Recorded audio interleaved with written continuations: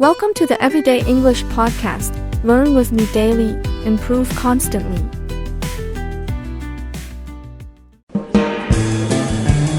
Hello everyone, welcome back to another great lesson here with us at English Pod. My name is Marco. And I'm Erica. And today we're going to be in one of my favorite sporting events, which is F1, of course. F1 racing. Yeah. All right. So we're going to be talking about racing, specifically F1, which is a very popular sport all over the world. Yeah, I think maybe it's like number 2 in popularity after soccer. Yeah, I think so. I have no numbers to back that up, though.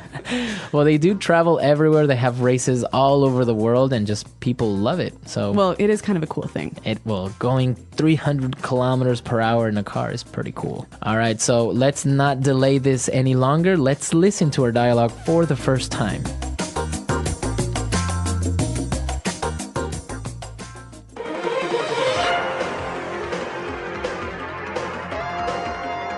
Welcome back, racing fans. My name is Rick Fields, and as always, I'm joined by my partner in crime, Bob Copeland. We're in the last stretch of this very exciting race, and Kimi Raikkonen is leading the pack with only 4 laps to go. They're heading to turn 3, and Lewis Hamilton tries to pass Raikkonen. It's a close one, and oh no! Hamilton hits the wall. He came in too fast, jammed on the brakes, and spun out. We have a yellow flag, and the pace car is making its way into the track. The cleanup crew is towing the heavily damaged car, and the green flag drops. Raikkonen is still in the lead with only 2 laps to go. Smoke is coming out of his car! He seems to be having engine trouble. He makes his way under the pit, and Fernando Alonso takes the lead! How unlucky for Raikkonen, and this race is over, ladies and gentlemen. Alonso takes the checkered flag.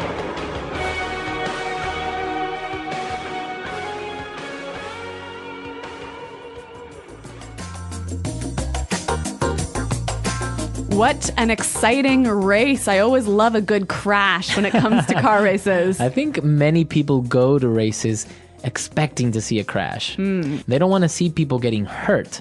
No, but a little bit of... the emotion of just car crashes and stuff. Yeah, a little explosion here and there. All right. So now we saw some really exciting language related to racing. So why don't we look at that now in language takeaway? Language takeaway.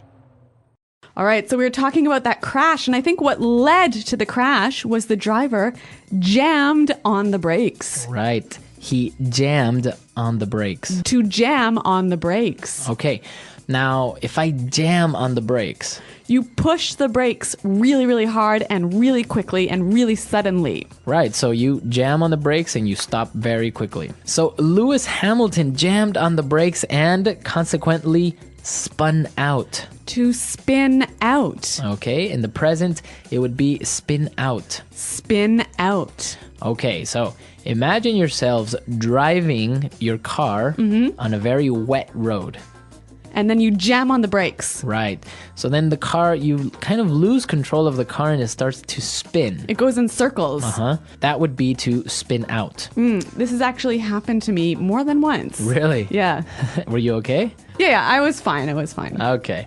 So the car spun out. Now, in racing, you always see this really cool car come out and be ahead of everyone when there's an accident. Right. That's called the pace car. The pace car. Pace car. Now, why is it called the pace car? Because it sets the pace. Okay, the pace or the speed. So pace means speed.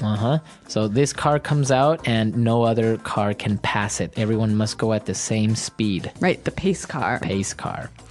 All right, so after there's an accident, the cleanup crew must come out. Okay, cleanup crew. Cleanup crew. All right, so crew, this is an interesting word. When we talk about a crew, we talk about a group of people who work together. Okay, but for example, in an office, can I have a crew? Not really. Not commonly, right? Yeah, it's people who work together and they use their hands to work. They do manual labor. Okay, so I can say, for example, a construction crew. That's right. Or maybe the ground crew at the airport. Okay, or the flight crew. Also at the airport. All right. Well, in the airplane. So that's a crew. So cleanup crew. Cleanup crew. Now, they came out to take that car away, that broken or damaged vehicle. So they were towing it. Tow. Okay, the verb to tow. To tow. So what does it mean when you tow something or you tow a car? You pull something behind you. So if you're a truck, that might pull a car behind you. That's a tow truck. A tow truck. Now, this happens commonly if you park your vehicle where you are not supposed to. That's right. And your car will get towed. Your car gets towed. Yep. Very good. All right, so we saw 5 really great words related to racing. And now, why don't we listen to our dialogue again, and then we'll look at some other interesting phrases.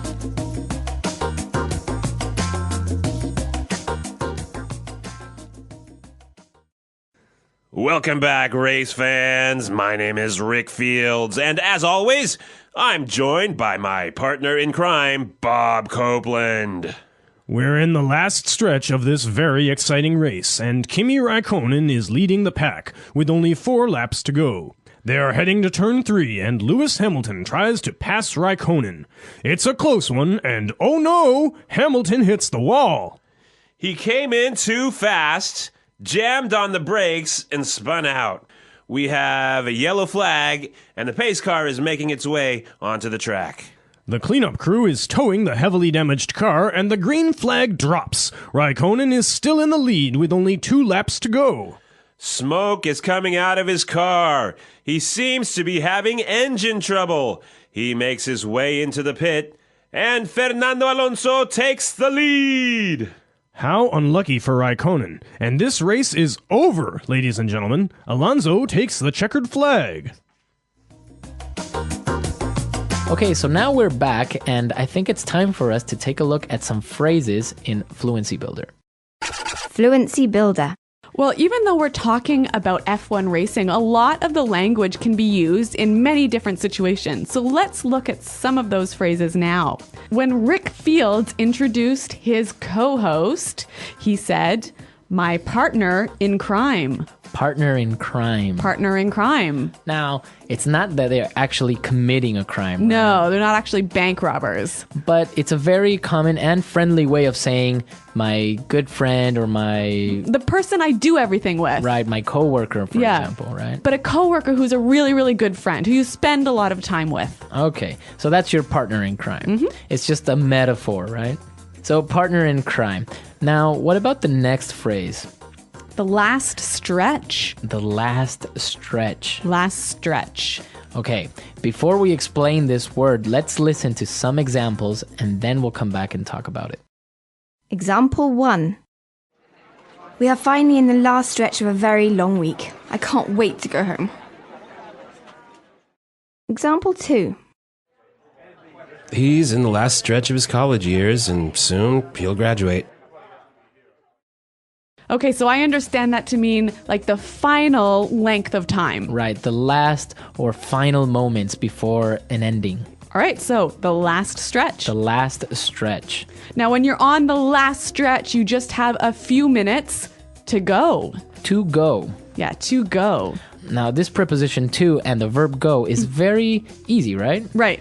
But if you say 5 minutes to go, what does that mean? 5 minutes left. Left. Yep. It doesn't mean it's 5 minutes to actually leave, right? Right. No, it means you must complete 5 minutes before you can be finished. Okay. So it's not about exiting. Right. I have 5 days to go before I go on vacation. So it's not about you actually going on the vacation. It's about you passing those 5 days. Uh-huh. Can you give us another example? How about we have 45 minutes to go before the end of the day? That's right. So, to go, left. Exactly, to go. All right, now let's take a look at our last phrase. Close one. A close one. A close one. All right, another interesting phrase made up of simple words. So let's listen to some examples to help us understand it. Example 1. That was a close one. The teacher almost caught me cheating. Example 2. It's a close one. We are tied and the game is almost over. Example 3. My girlfriend almost found the presents I hid under the bed. It was a close one. Okay, so a close one, it means... A situation that is almost dangerous, but wasn't. But wasn't. Yeah. Exactly. That was a close one. Mm-hmm. Okay. So very good phrases. I think we can take a lot from this and apply it outside of F1, right? Yeah. All right, so let's listen to the dialogue for the last time, and then we'll come back and talk about this great sport.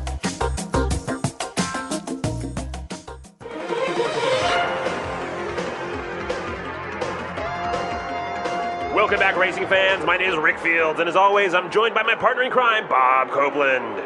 We're in the last stretch of this very exciting race, and Kimi Raikkonen is leading the pack with only 4 laps to go.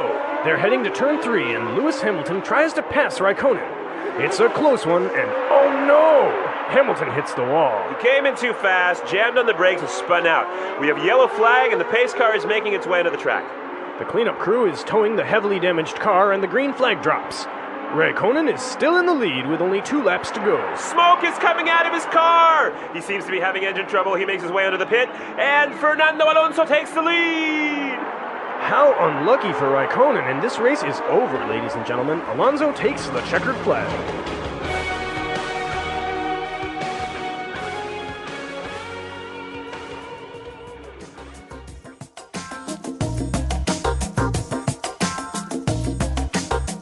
All right, so F1 racing, Erica, do you like it? Do you watch it? Yeah, F1's pretty neat. Cars that drive fast, that's pretty interesting.